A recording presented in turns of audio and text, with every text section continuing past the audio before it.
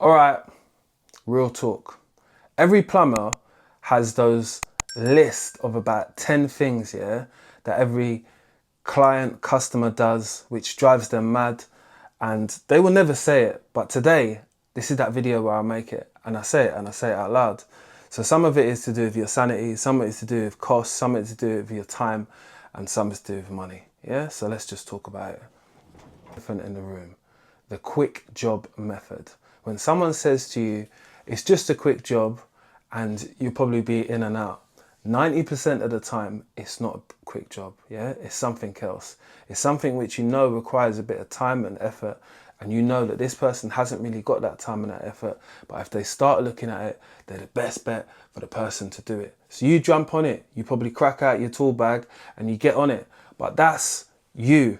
So we just need to learn something here. Sometimes that quick job, yeah, isn't the time which you need to attend this certain job, and you need to be a little bit more due diligent. You need to look and make sure that all the other parts are working, not just the part what you're replacing. Yes, that might be the problem, but are the other ones running out of life cycle very soon? Are you going to be back here repairing something else very soon? Are they going to say, oh, I thought you told me you fixed it, but I thought you told me it was just something quick? This is where the confusion starts between customer and client, yeah? And that's what point sometimes can be very frustrating. Well, someone says to you, oh, well, you do this for a profession, so why don't you just do it? It's just going to probably quick for you. You probably do them all the time. I really don't. And I wasn't expecting to do one right now. But hey, you're there. You always play the part when you're there. But just remember, the quick fixes, 90% of them are not just quick fixes. They're a fix which needs some time, some effort, and probably a little bit of brain time going into it as well. Just saying. Or ignore small little leaks, thinking, oh, it's just a drip, it's not going to do nothing. Oh, I'll get that sorted soon. I've seen that so many times underneath kitchen sinks, yeah? Taps dripping a little bit. Oh, it's just a little drip, I put a bowl underneath it. When they look at the bowl, it's just warped out the whole wood underneath, and it's started to rot the wood underneath it. And it's got a funny, stinky stench. And you want me to go under there and do something. Sometimes you just want to say, could you just replace that bit of wood, or could you get something I could lean on, because I can't, I need to get underneath there and I just can't because of the smell. But you don't say nothing. I don't. Let's move on to the next one. Fixers, DIY fixers who make it worse. You make it worse sometimes when you do a job because you saw a video on YouTube and you said, you know what, if I follow this verbatim, I'll be able to get it done. But it didn't look like the person's one in the YouTube video. That's because they probably done it before.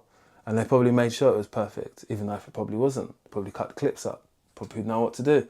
Anyway, you didn't know what to do. And the whole point is that sometimes that causes more damage.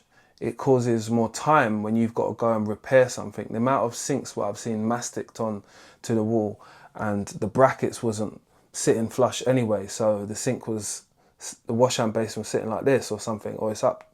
It happens. I've seen toilets like that as well in so many different places when I've looked back and I've said, what the hell? Who done that? Again, I know that you have to take everything back to make sure the floor was level, to make sure the wall's level. It might be something like that. But what you got to understand is that doing a job once and properly by a professional is done correctly. And you sometimes can make it worse by doing your little DIY fixes and then coming to someone who is a tradesperson saying, could you put this right for me? They put it right for you, but they charge you a little bit more because they had to fix your mess in the first place. Just saying. In this one, the while you're here favour. While you're here, you don't mind doing me a favour, do you? Well, to be honest, I'm on a parking meter and I don't know what type of favour it is. What, do you want me to bring the shopping up? Do you want me to do something else? But we've only paid for this service for doing this, so are you going to pay me separately? Because I'm thinking this in my head all the time. I didn't add in any more time for the day to do extra jobs, but is the favour because you think I'm here already, but you've asked me to fix a bath and now I'm looking at a toilet. So they're two different things, not even in the same, it might not be on the same floor, it might be on a different floor. I get the point of you being there, but sometimes you have to understand the day's scheduled out. It's 8 hours. You haven't got a lot of time. Got time to travel, got time to do jobs which you booked in, and time to attend things which we said we'd agree to do. Didn't really agree to do that. But on the off chance, you will get someone who is respectful, kind, maybe says, I have got another 20 minutes, I will have a look at it. And I am that person. But I do know that that is a thin line. You got to make sure we don't cross it. I'm just saying. Emergency call-outs are not cheap. And here's why. It's a time when people need you to attend a property, a location, to make safe, and they don't know what's going on. So they don't know what they're walking into.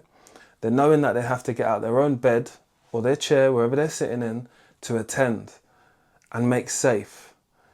And that whole synergy of getting up, going to do something, on your way to do something, could be prepared to be, the water could be coming out of the ceiling, anything could be happening. But you've got to save the day.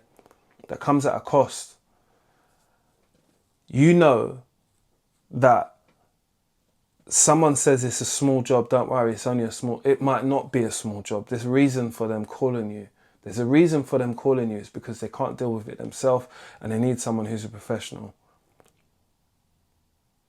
I've driven an hour. I've driven 2 hours before to a call out. I'm just saying. It costs. It's not a sociable hour. It's not a thing which people want to do. Be worried about, oh, what is this thing what I'm walking into? Some of us are more professional, we stay more calm about it, but we still realise that, you know, this is coming at a cost. Your own sleep, your own family time, whatever you're doing yourself, you have to stop doing that and attend. It's not easy. I'm just saying. Been waiting for. What do plumbers really appreciate? We appreciate a clean workspace, a customer who is honest, yeah? Respectful in both ways. It works both ways. We are respectful because we're in their home, and we are also respectful because they're picking us as the plumber to go for. So the respect thing, it goes both ways. You end up being really respectful for the customer because they clear the workspace for you. You end up being really respectful to the customer because they're nothing but honest to you. You respect the customer because they pay you on time. It just works easy. Again, I'm just saying. Guessed it, it's communication is the key. Communication breaks down so many jobs in taking longer from start to finish because we're talking through WhatsApp. You're sending me messages. I'm sending you messages back. So I've never heard of that shop before. You're sending me something from Victoria Plumbing. I don't even go onto that website. You're sending me something what you saw on Amazon. I didn't even know Amazon sell taps. Again, I don't know about all of the sources of suppliers who actually sell plumbing stuff.